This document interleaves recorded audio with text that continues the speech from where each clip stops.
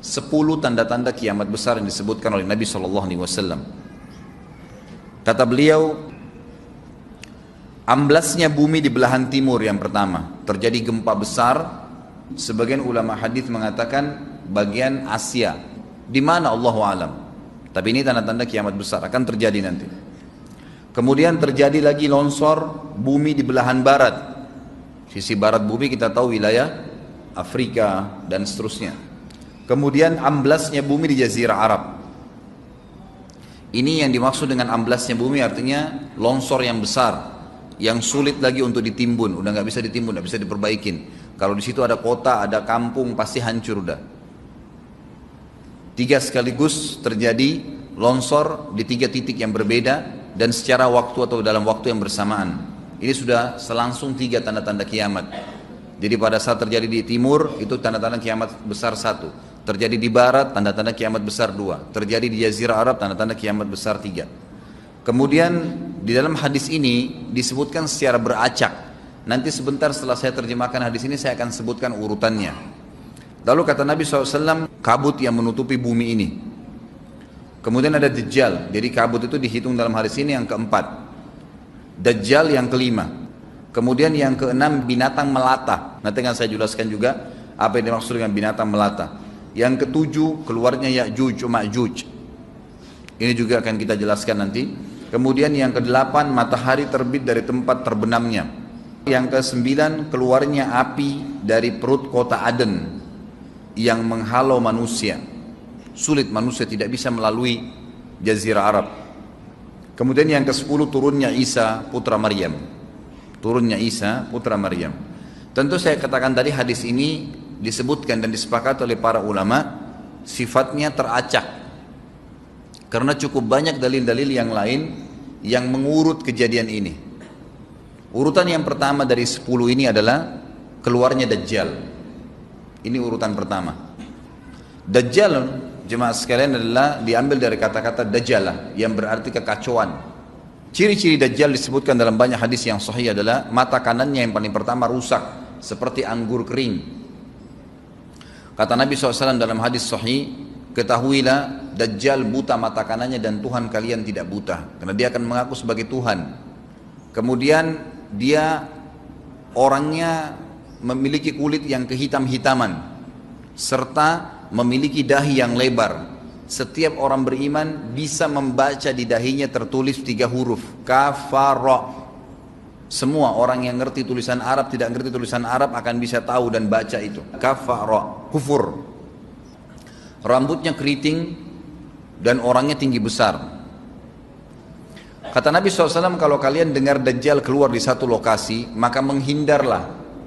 Walaupun kalian harus lari ke gunung, dia akan keluar membuat kerusakan selama 40 hari. Kata Nabi SAW, 40 hari itu sehari seperti setahun, sehari lagi yang kedua seperti sebulan, hari yang ketiga seperti sepekan, dan sisa harinya seperti hari kalian. Dia akan keliling muka bumi semuanya, dan kata Nabi SAW, seluruh bumi ini akan dimasuki oleh Dajjal. Tidak tertinggal satu lorong, gang, jangankan kota atau desa, kecuali Dajjal akan masuk ke dalamnya, kecuali Madinah dan Mekah. Tidak bisa dimasuki oleh Dajjal. Kata Nabi SAW dalam hadis sahih, karena di setiap pintu gerbang Mekah dan Madinah malaikat menghenuskan pedangnya dan menghalau Dajjal sehingga Dajjal tidak bisa masuk. Pada saat dia tiba di Palestina, waktu yang bersamaan di kota Madinah berkecamuk. Kaum muslimin sepakat semua keluar untuk mengejar Dajjal dan membunuhnya. Keluar dari kota Madinah satu orang yang namanya seperti namanya Nabi Muhammad SAW, Muhammad bin Abdullah, dan dia dari turunan Nabi SAW juga. Dan orang ini punya julukan Mahdi, dikenal dengan Imam Mahdi. Inilah tanda-tanda kiamat yang kedua.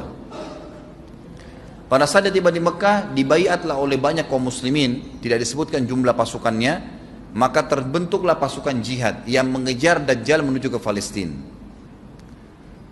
Lalu keluar tanda-tanda kiamat 3, langsung berentetan semua. Tanda-tanda kiamat besar yang ketiga adalah pada saat pasukan Imam Mahdi dengan pasukan jihad itu tiba di Darul Baydha namanya. Hadis menyebutkan di menara itulah, di masjid itulah Imam Mahdi mampir sholat asar bersama pasukannya. Dikatakan Isa alaihissalam akan turun sambil memegang kedua sayapnya malaikat, dan dari rambutnya yang basah meneteskan air. Maka dia pun turun, lalu kemudian dia masuk, dan orang-orang pada saat itu mengenalnya kalau dia adalah Isa, dan mereka sudah tahu ini masanya keluarnya Dajjal, ini Mahdi sudah ada, mereka tahu akan turun Isa, sudah ada informasi seperti saya sampaikan ke Bapak Ibu sekarang, itu muslimin di zaman itu sudah tahu semua. Sholatlah mereka, kemudian mereka menuju ke Palestina. Ringkas cerita adalah Nabi Isa alaihissalam akhirnya tiba dengan pasukan mujahidin di depan pintu gerbang Babulut. Dajjal mengatakan, bukakan pintu gerbang, mereka tidak akan mampu melawan kita karena pasukannya mereka banyak memang. Maka Dajjal dengan sombongnya menunggu di depan pintu gerbang. Pada saat dibuka, Dajjal kaget melihat ada Isa alaihissalam. Dan pada saat itu kata Nabi SAW, Dajjal faham kalau sudah tiba ajalnya. Begitu melihat Isa alaihissalam, dia lari dan badannya sambil meleleh di depan para pengikutnya. Pada saat Dajjal mati, pengikutnya pada ketakutan semua. Mereka anggap Dajjal Tuhan, mereka anggap Dajjal orang yang perkasa lah, orang yang kebal lah, beragam macam kelebihan. Mereka kaget pada saat mati, maka bertebaranlah mereka dan akhirnya mereka sembunyi di bawah pohon dan di atas batu. Kemudian batu dan pohon akan memberikan penjelasan, hai muslim ini Yahudi, bunuhlah. Maka dibunuhlah pada saat itu mereka. Lalu Nabi Isa alaihissalam memimpin di muka bumi, dan kata Nabi SAW, pada saat itu Islam, agama Islam yang dibawa oleh Nabi SAW akan masuk ke semua rumah di muka bumi, gak tersisa. Satu dunia ini semuanya Islam. Hadis sahih. Maka Nabi Isa alaihissalam memimpin pada saat itu, disebutkan dalam hadis 40 tahun dengan ketenangan, menerapkan hukum Islam. Semuanya beriman kepada Allah subhanahu wa ta'ala dan menjadi muslim.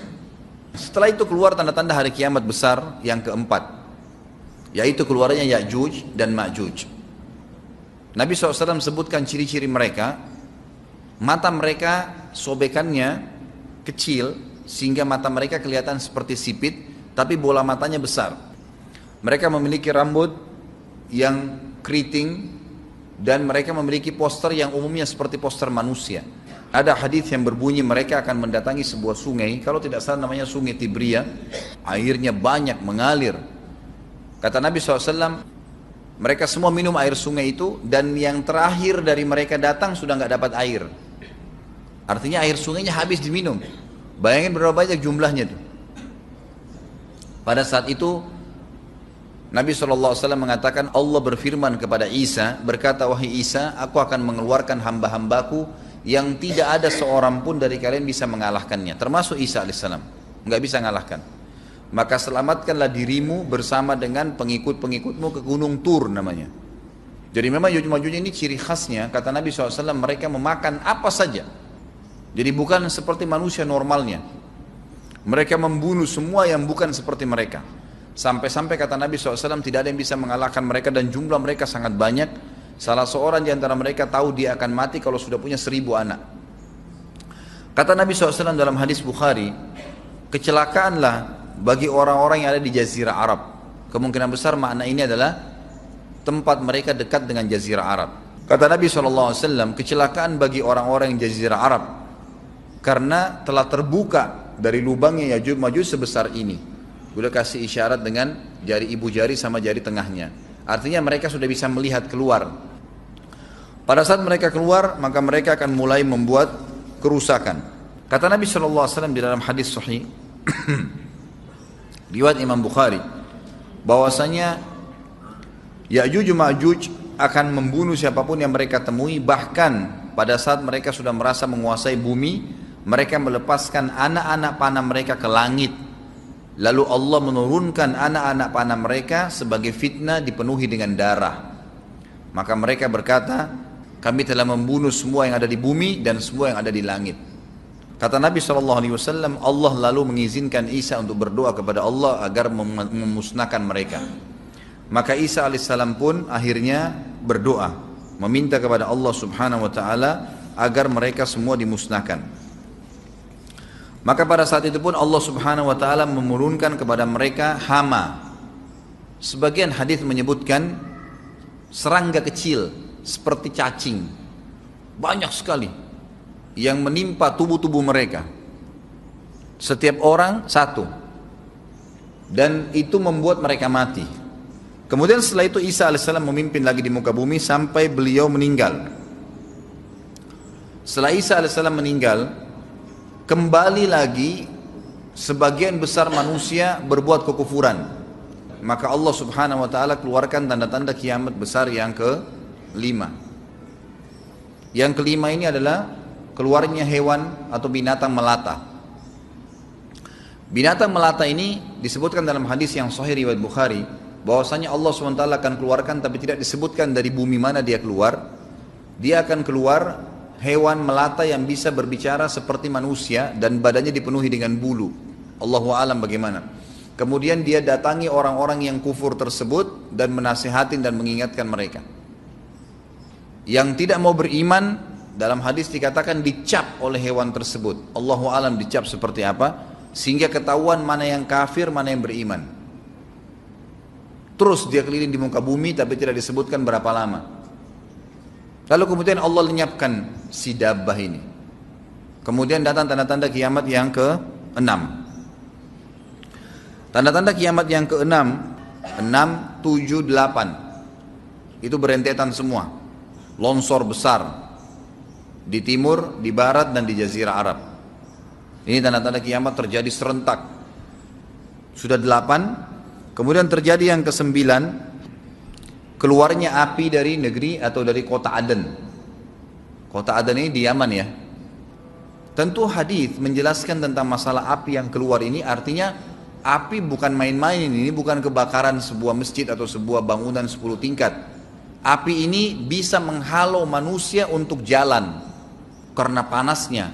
Sebagian riwayat menjelaskan api tersebut akan berdiri seperti gunung yang besar dan dari seluruh pelosok dunia bisa kelihatan. Kita bisa bayangkan bagaimana itu. Yang akhirnya akan menggiring atau menghalangi orang-orang untuk jalan, susah. Sebagian ulama hadis mengatakan mereka nggak bisa jalan, tidak bisa ada penerbangan, tidak bisa ada orang jalan karena panasnya bumi ini dari api tersebut. Dan itu memang kemungkinan besar akan keluar satu waktu, Allahu a'lam kapan. Dan yang terakhir tanda-tanda kiamat sebelum ditiup sangkakala adalah terbitnya matahari dari tempat terbenamnya. Dan ini sudah terakhir sekali. Makanya kata Nabi SAW, taubat akan diterima sebelum matahari terbit dari tempat terbenamnya. Artinya selama yang lain itu masih ada, masih bisa taubat. Kalau sudah itu, sudah sulit. Ini tanda-tanda kiamat. Sebagian ulama memasukkan tanda-tanda hari kiamat kecil, ada yang masukkan tanda-tanda kiamat besar. Ada dua hal. Yang pertama itu adalah keluarnya Dzu Suwakatain. Ada orang dari negeri Habasyah dikenal dengan Dzu Suwaka. Dzu Suwaka ini sak artinya betis. Diberikan julukan Dzu Suwaka karena betisnya sangat kecil. Orang ini, Bapak Ibu sekalian, kata Nabi SAW akan menghancurkan Ka'bah. Dan kata para ulama pada saat itu memang manusia sudah sunyi, nggak ada lagi yang datangin Ka'bah. Orang-orang sudah lalai gitu kan. Keluarlah orang ini. Makanya sebagian ulama masukkan dia tanda-tanda kiamat sebelum terbitnya matahari dari tempat terbenam. Ditambahkan ini yang ke-11 atau ini yang ke-10, terbitnya nanti kiamat yang ke-11. Kata Nabi SAW, dia akan mencabut batu-batu Ka'bah satu persatu sampai rata dengan tanah. Dan saya sedang dilihatkan oleh Allah sekarang bagaimana pada saat dia mencabut batu itu.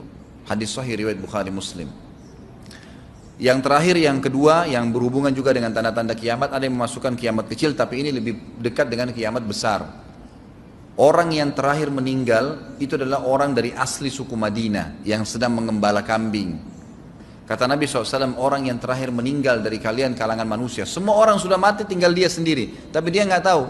Dia lagi mengembala kambing, kemudian dia masuk dengan gembalanya ke kota Madinah, ditemukan semuanya tidak ada kehidupan, nggak ada orang, nggak ada binatang, nggak ada apa-apa, tinggal dia sendiri. Pada saat dia meletakkan telapak kakinya di kota Madinah, maka pada saat itu dia meninggal. Dan inilah manusia terakhir meninggal sebelum ditiup sangkakala terakhir. Allahu a'lam.